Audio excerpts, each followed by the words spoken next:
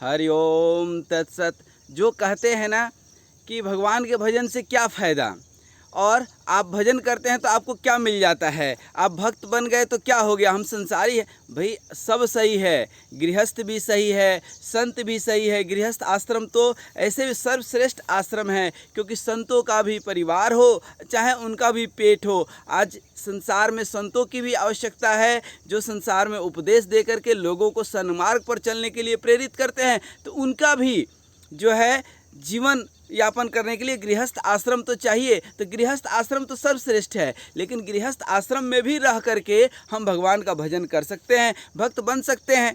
दिखावे की क्या ज़रूरत है, दिखास छपास बकवास, ये तीनों की ज़रूरत नहीं है। आप भक्त बन गए, किसी को बताने की क्या ज़रूरत है, आप भजन करते हैं, किसी को बताने की क्या ज़रूरत है। लेकिन अब बात आती है कि संसारी में और भक्त में अच्छा कौन है। भाई दोनों अच्छे हैं, लेकिन फ़ायदे में कौन है? क्योंकि भगवान का जो भक्त है वह हमेशा सुखी रहता है, आनंदित रहता है। उसके पास जो प्राप्त है वह पर्याप्त है, जो नहीं है नहीं है उसका गम, जो है वो नहीं है कम। जो नहीं है नहीं है उसका गम, जो है वो नहीं है कम। जो नहीं है नहीं उसका ख्वाब, जो है वो है लाजवाब। ये जीवन जीने का उसका तरीका रहता है, क्योंकि वो मस्त रहता है, और जो मस्त रहता है उसके पास समस्त रहता है। जीवन में भोजन से ज़्यादा महत्वपूर्ण उसके लिए भजन होता है। वह इस संसार को भ्रम दृष्टि से नहीं देखता है, ब्रह्म के दृष्टि से देखता है। हर जगह नदी नाले पेड़ पौधे जो है, हर जीव में भगवान का वास देखता है। इसीलिए तो उसको जो है वासुदेव से प्यार होता है, श्री कृष्ण से प्यार होता है। उसके जीवन में जो है हमेशा आप देखेंगे सकारात्मक विचार से भरा हुआ रहेगा, हर परिस्थिति को एक सकारात्मक दृष्टिकोण से लेगा। उसके जीवन में प्रार्थना के ऊपर आराधना होता है। उसके जीवन में जो साधन है वह साधना में परिवर्तित हो जाती है, वासना उसके जीवन का उपासना में बदल जाता है। हम जिस संसार को चाम के प्रति जो आसक्ति होती है, उसको राम के प्रति आसक्ति हो जाती है। न वो आसक्ति में जीता है न विरक्ति में जीता है, वह तो अनासक्त भाव से, अर्थात संसार में रहते हुए भी संसारिकता से ऊपर उठ कर के जीवन जीता है।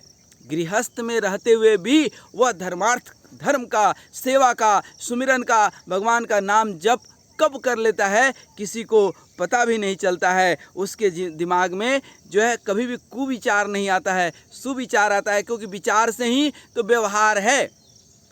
यदि सद्विचार है जीवन में तो व्यवहार अच्छा, प्यार अच्छा, जहाँ रहेगा उसका परिवार भी अच्छा, सोमवार भी अच्छा, मंगलवार भी अच्छा, हर वार अच्छा, और पूरा जीवन उसका एक त्यौहार हो जाता है। जहाँ रहता है वही जगह हरिद्वार हो जाता है। जिसका विचार कुविचार है, जहाँ रहेगा वही नरक का द्वार है। उसके अंदर असीम धैर्य, और ये धैर्य और समय, क्योंकि जो भाग्य में है वो भाग करके आएगा, और जो नहीं है भाग्य में वो आ करके भी भाग जाएगा। इसलिए जीवन में धैर्य बहुत आवश्यक है।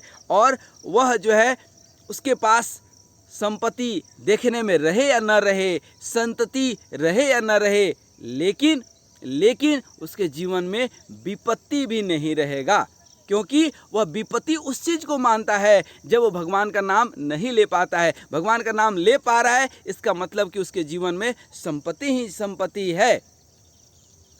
और उसकी संतति अमीर हो या गरीब हो, लेकिन एक चीज़ तय है कि वह संस्कारवान होगी।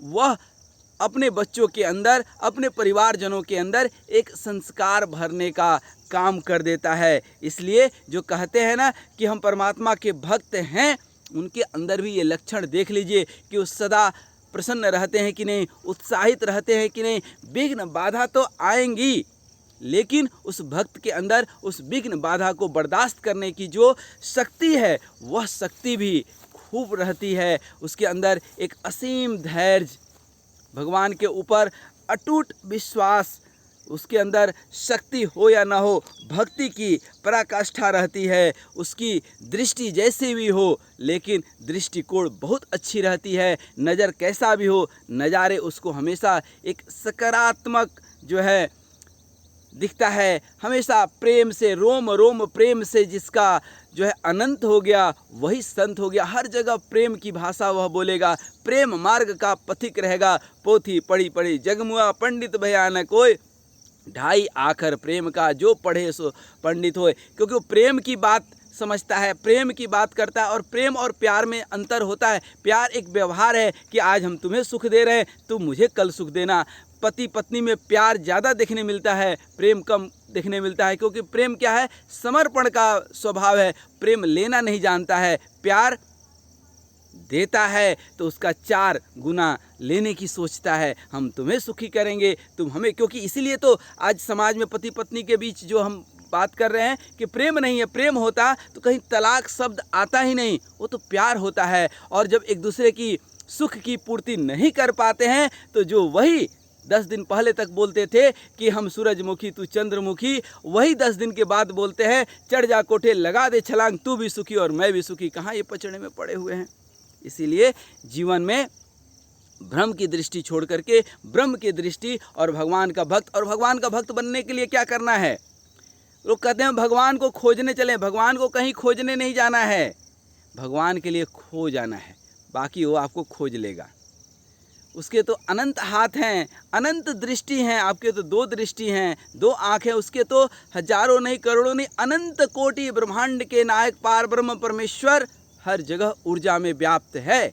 हर जगह हवा में व्याप्त जो है जीवाणु, कीटाणु, विषाणु बिना यंत्र के नहीं दिखते हैं। उसी तरह से भगवान भी बिना मंत्र के नहीं दिखते हैं। और मंत्र क्या है? सर्वश्रेष्ठ मंत्र कौन सा है? गुरु मंत्र है। या आपको गुरु मंत्र नहीं मिला है तो आप कोई भी मंत्र पकड़ लीजिए, राम पकड़ लीजिए, कृष्ण पकड़ लीजिए, हरि ओम, ओम ओम हरि हरि जपिए, और ये खुद नाम आपको आगे की रास्ता प्रशस्त कर देगा। क्योंकि जब आप लालटेन टॉर्च लेकर के चलते हैं ना, 10 किलोमीटर तो दूर नहीं जाता है ना उसकी रोशनी, 2 मीटर, 3 मीटर, 4 मीटर जाता है। लेकिन आप जब चलना शुरू करते हैं तो 10 किलोमीटर भी चल लेते हैं, क्योंकि रोशनी आपके साथ है। भगवान का नाम जब आपके साथ जुड़ जाएगा, भगवान के नाम के साथ आप जुड़ जाएंगे तो वह मार्ग आपको दिखाते जाएगा। ठीक वैसे ही जैसे टॉर्च मार्ग दिखा रहा था और आप सैकड़ों किलोमीटर चल जाते हैं, ठीक उसी तरह से ये भगवान का नाम भी आपको मार्ग दिखाते जाएगा। सन्मार्ग पर चलने के लिए आपको प्रेरित करते जाएगा। शास्त्र का सारा ज्ञान आ जाएगा, प्रेम से रोम रोम भर जाएगा। और भजन की कोई उम्र नहीं होती है। आज आपने ये वीडियो देखा, आपको कहीं से कहीं जो है कुछ अच्छी चीज़ें मिली, आज से शुरुआत कीजिए। क्योंकि भजन करो भरी जवानी में, बुढ़ापा किसने देखा है। बुढ़ापे में पैर काम नहीं करेंगे, दर्श करने कैसे जाओगे। कान आँख काम नहीं करेंगे, भजन कैसे सुन पाओगे। भगवान का दर्श कैसे कर पाओगे। इसलिए भजन करो भरी जवानी में, बुढ़ापा किसने देखा है। बुढ़ारी में फलाहारी करने का कोई ज़्यादा मतलब नहीं है। करना है तो आज कर लीजिए, नहीं तो उस समय तो सिर्फ पछतावा आएगा, सिर्फ पछताना पड़ेगा। इसलिए भगवान का भक्त बनिए, इस संसार में भी सुखी और उस संसार में भी सुखी। भगवान का भजन ही है जो जीवन के साथ भी है और जीवन के बाद भी है। हरि ओम तत्सत, हरि ओम तत्सत।